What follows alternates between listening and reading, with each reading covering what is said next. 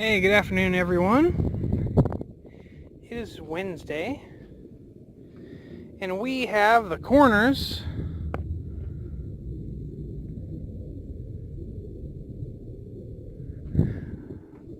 of our foundations laid out. It took us way too long, and we kept on measuring the diagonal, and we would fix it, and then it would be the exact same numbers later. It was craziness, but we got it all good.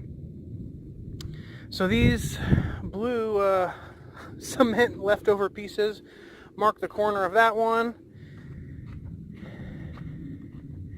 And then 32 feet later, which is the exact length of the cabin, we got another corner. And then over here, we got the other corner. So now, I'm going to put the measuring tape along the length here of this other line. Whoops, it's over there. And then I'm going to transfer the measurements off of Bianca's plan for the drill holes onto the ground. And, yep, that's going to be it for that. And then we got to go get concrete tomorrow. Pretty soon there's going to be a bunch of blue rocks. 7 blue rocks over here and 7 blue rocks over here. And they're going to mark the exact center point of where the drill is going to be, where we're going to drill. Going to drop that right on top of those blue rocks. And then pour the concrete in. And that should be a footing. And, you know, again, that slight deviation that we're going to take care of the dozer, we went and measured it with a tape measure, and it's only like 6 inches difference over 3 feet, which is not a lot at all. And so what we're deciding to do is just leave the topo as it is, and gonna just use basically just the pressure treated skid levelers blocks that we use when they drop off the structure, and then just allow them to level up. And so we will go ahead and get all the foundational work done, and then when the second cabin gets delivered up on the hill there, they're going to drop it there, level it, and then they're just going to come down the hill and then move this cabin behind me about 32 feet this direction. So yep, that's the plan for today, is just to get the layout for the drills transferred to the ground so that 2 days from now, when we have all the concrete here, we can go ahead and drill and drop the concrete in the ground. The reason we are not pre-drilling all the holes like I originally planned is neighbor Larry brought up a great point, is it's really windy out here. They're constantly going to be backfilled with wind, and I don't know if you can see that little thing dancing, but this is just a tiny breeze compared to what's been coming through here.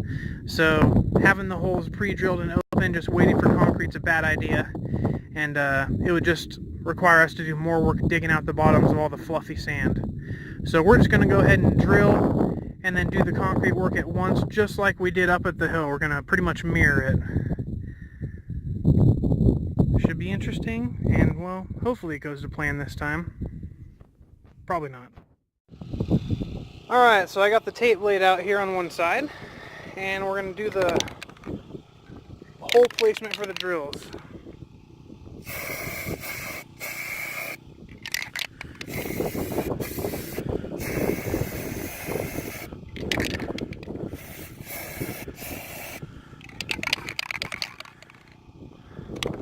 Okay,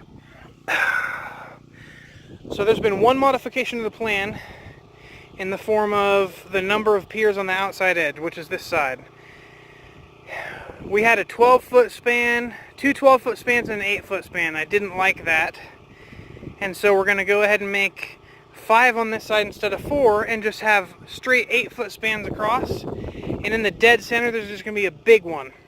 Alright, so let's see, over here this is 0, then I need to find 8 feet, 7 feet, 8 feet. Okay, so 8 feet. So this goes here. Ish. Okay, so Then, another one. This one's going to go +8, which equals 16, 18, 17, 16. It's upside down, it's a little hard to read. Okay, so 16 is there.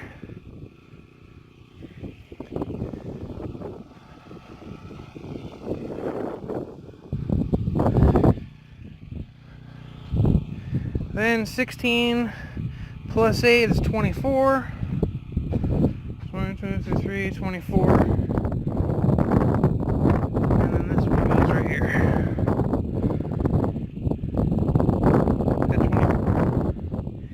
And then the last one is already placed for us at 32. However, because we want to put siding around this, we need to move this in a foot.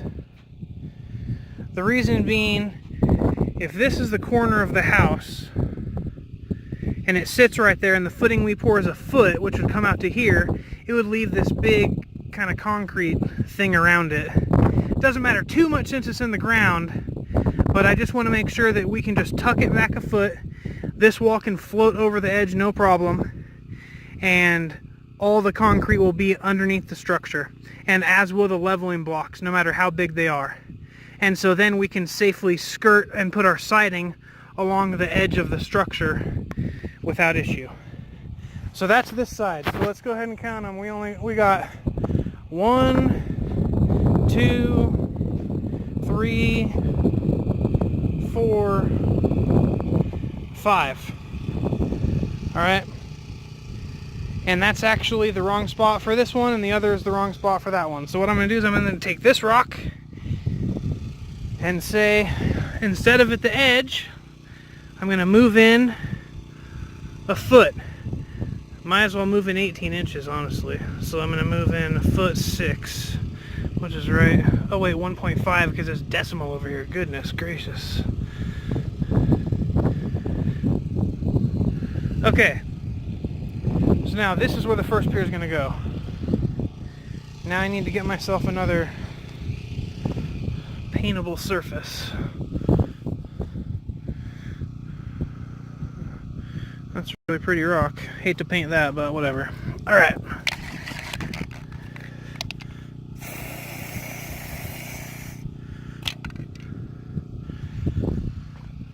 Then I'm going to do the same with this side over here.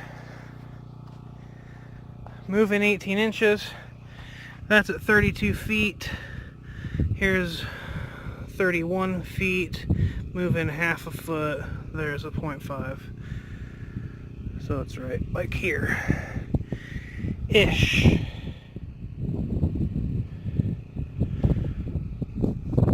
Okay, now some of these might not be in line, so I really do care about this.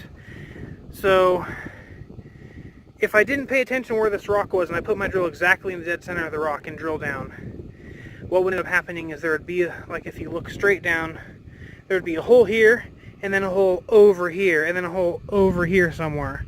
And that matters, to me anyway. So what I like to do is just, and I love this thing, it's awesome. Just use this plumb bob real quick. So where's the center? Is it over my rock? No. See, the center's back. So what I would do is then grab this,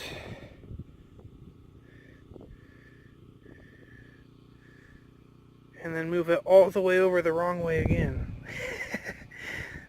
So just a little tap.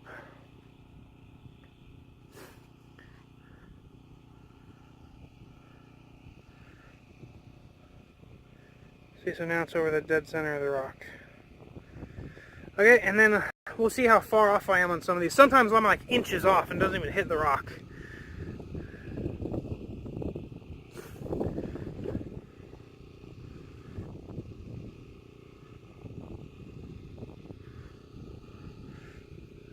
Not bad. That's really close.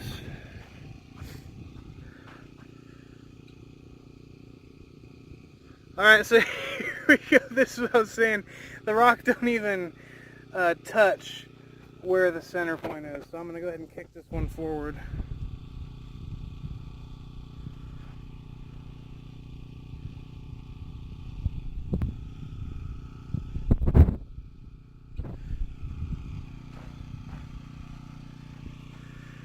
And again, you know, depending on the size of your hole, this may not matter, but I like to be sure.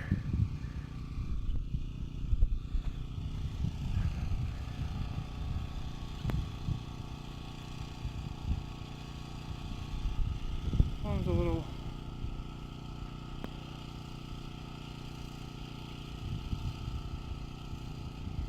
That's good enough. Alright. So that's that for this side. Now I gotta move a line over and make the other 3 for the inner skid, and then do the same on the inner skid for that side, and then do the other outer skid exactly like I've done here. And then that'll be all the marking I need for the drill holes, and then the marking will be complete.